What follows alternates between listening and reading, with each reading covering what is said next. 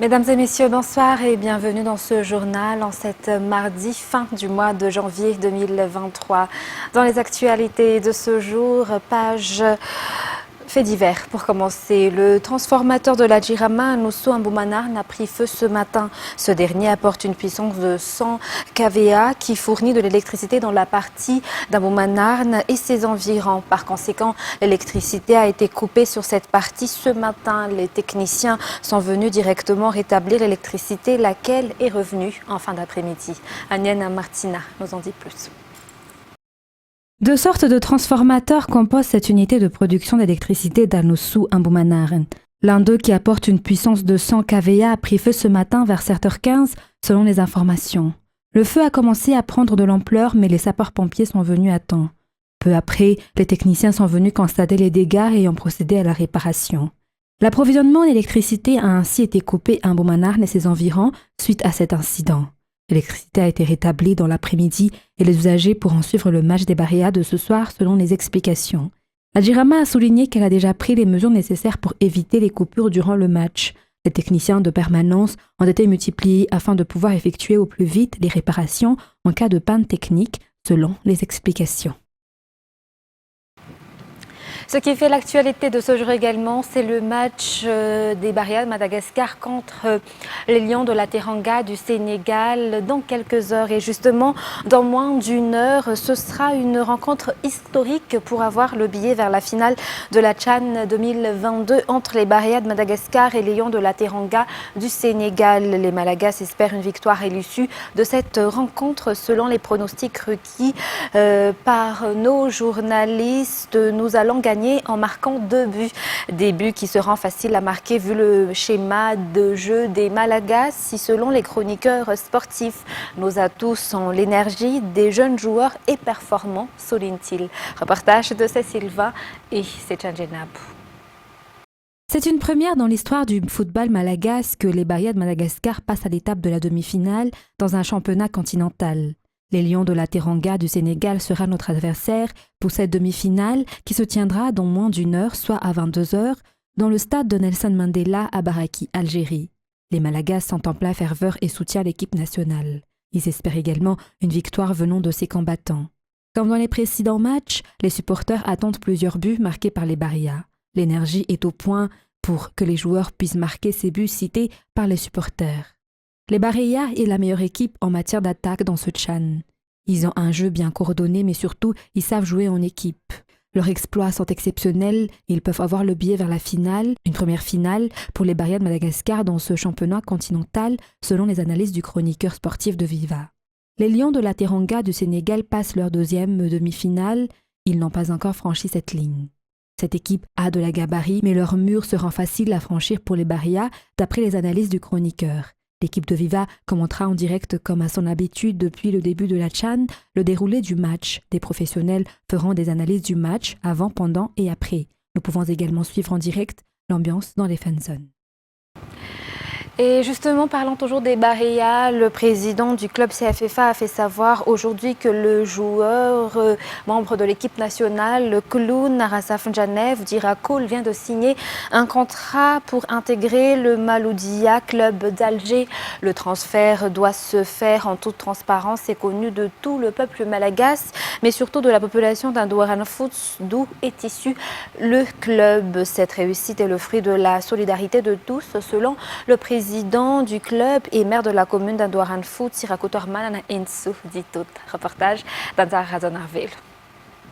50 000 €, c'est l'indemnité de transfert de Rakoul issue du club CFFA Indouaran Foot vers le club algérien MCA ou Mouloudia, club d'Alger. Le contrat entre Rakoul et ce nouveau club dure 3 ans. Le président du club a fait savoir devant la presse aujourd'hui ce transfert pour que le peuple malagasy et les adeptes du football sachent la situation au niveau du club. Le football apporte sa contribution dans le développement de la commune d'Indouaran Foot, là où est né le club CFFA. Cette indemnité de transfert sera utilisée dans cette optique notamment pour les infrastructures et bien d'autres. Cet exploit n'a pas eu lieu sans la solidarité et l'appui de tout un chacun. Cette solidarité renforce également la détermination des joueurs et fera progresser davantage le football malagasy selon les explications.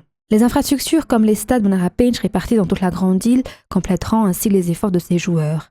Outre Rakoul, Sitou, un des joueurs du CFFA, a aussi signé un contrat avec le club US Tampan de La Réunion. Restant toujours au niveau de porter haut les couleurs de Madagascar, l'équipe nationale malagasy qui a participé à la Coupe du Monde des traiteurs à Lyon en France le 17 au 23 janvier dernier est arrivée dans le pays. Madagascar est arrivé à la 4e place durant ce concours de cuisine. Un résultat très important pour Madagascar qui a porté haut l'honneur du pays à travers les chefs Fensou et Boudou. Ils ont également effectué 30% des travaux pour faire connaître Madagascar dans le domaine du tourisme, selon le ministre du Tourisme aujourd'hui. Ce dernier qui est venu accueillir cette équipe de traiteurs avec la directrice de cabinet de la présidence de la République et la ministre de l'Artisanat malagasy. C'est un reportage d'Aniana Martina et Nzara Ranjensou.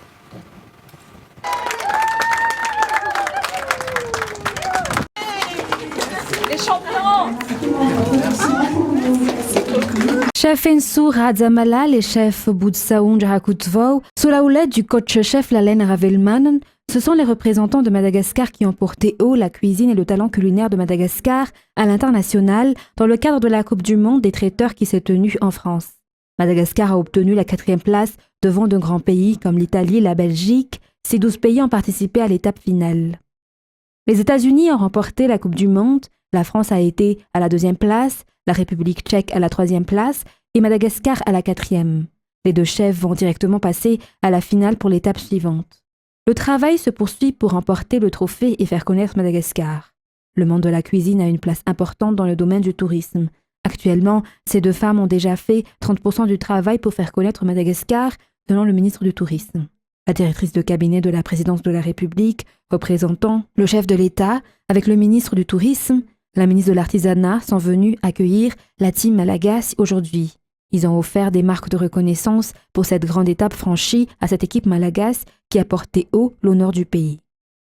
Dans un tout autre sujet, à présent, le nombre de personnes sinistrées à la suite du passage du cyclone Chenezo augmente toujours. Selon le rapport publié par le BNGRC de 88 949 hier, il est passé à 90 583 aujourd'hui. Par ailleurs, le nombre de personnes décédées et portées disparues reste inchangé. En dehors de cela, il y a également eu une augmentation du nombre de maisons inondées car elles sont de 26 403 aujourd'hui selon toujours ce rapport. Reportage de Oubra Samanan. Selon le dernier rapport publié par le BNGRC, le nombre de personnes sinistrées à la suite du passage du cyclone Chenezo dans notre pays a augmenté de 1600, car de 88 949 hier, elles sont actuellement 90 583, constituées de 20 798 ménages. Par ailleurs, il n'y a pas eu de changement dans le nombre de décédés et de portées disparues, qui est resté de 30 et 20 respectivement comme hier. Le nombre de maisons complètement inondées a également augmenté à 26 403 contre 26 363 hier. Et un total de 35 943 personnes ont dû être temporairement déplacées dans 121 sites d'hébergement à travers les 7 régions. Partant à Antsirabé, à présent, 3 cérémonies ont été tenues hier à Antsirabé, à savoir la réception des véhicules et des matériels de haut niveau avec divers accessoires dans le domaine de la protection civile. Il y a eu également l'inauguration de la 5e unité de protection civile et enfin la cérémonie militaire d'installation de cette unité. La mise en place de cette unité est une priorité pour l'État afin d'être au secours de la population en cas d'incident. Reportage de Jameson Rajanarman, un autre correspondant à Antsirabé.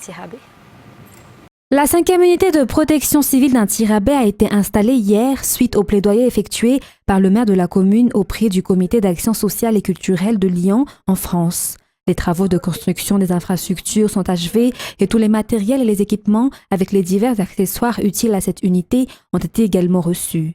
Il ne s'agit pas seulement de matériel dans la lutte contre les feux mais aussi d'autres matériels pour les pompiers. L'État met en priorité la protection de la population.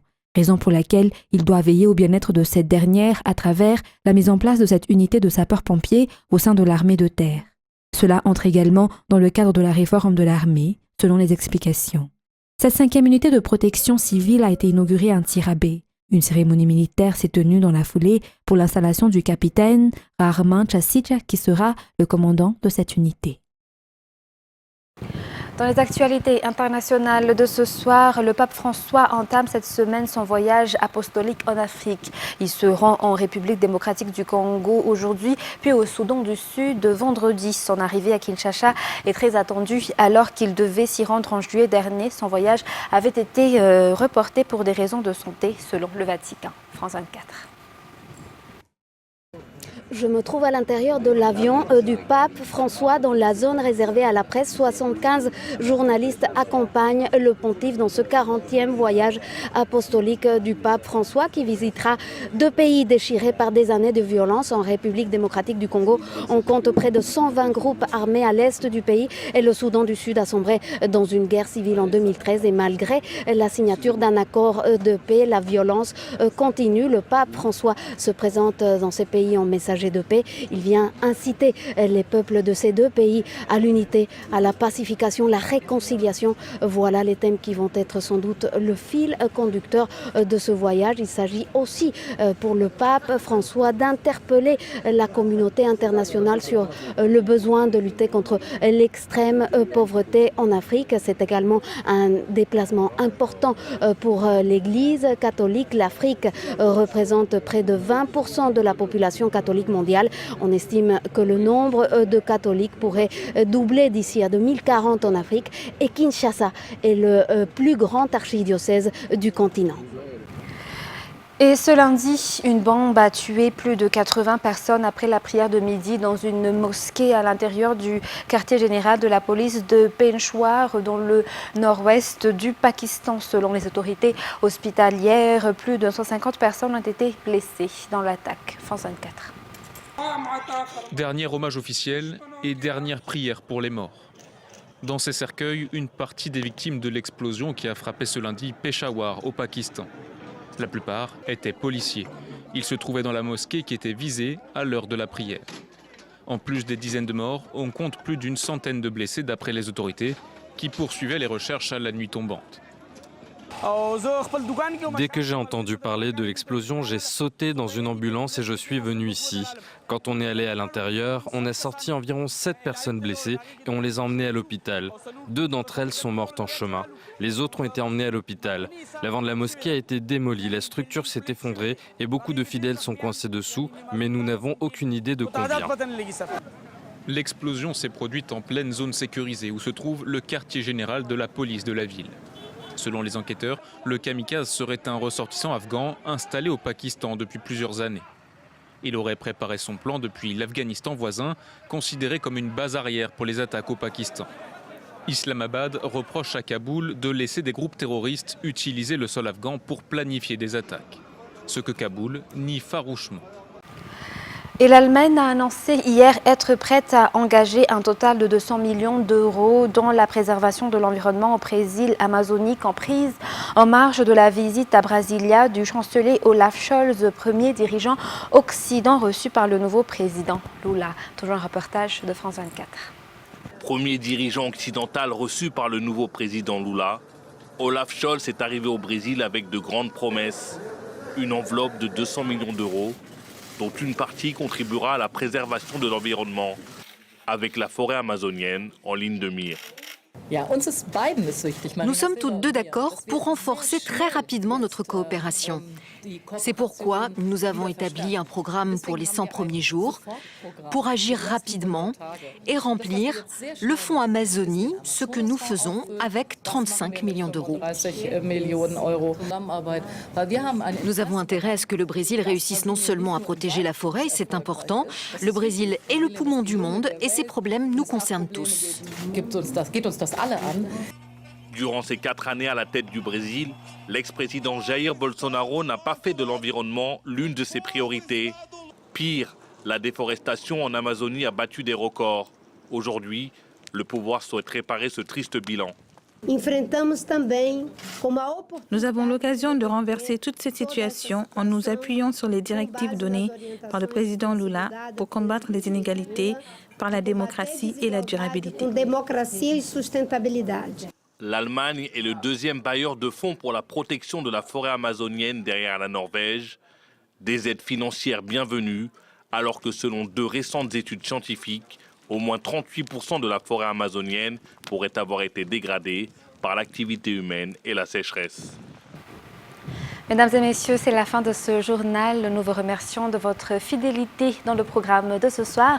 Après ce journal, vous allez suivre l'émission Nizouk. Après cela, une émission spéciale consacrée sur la CHAN que vous allez suivre avant le match des Barrias. Sur ce, supportant notre équipe nationale, Alef Barria. Très bonne soirée à tous.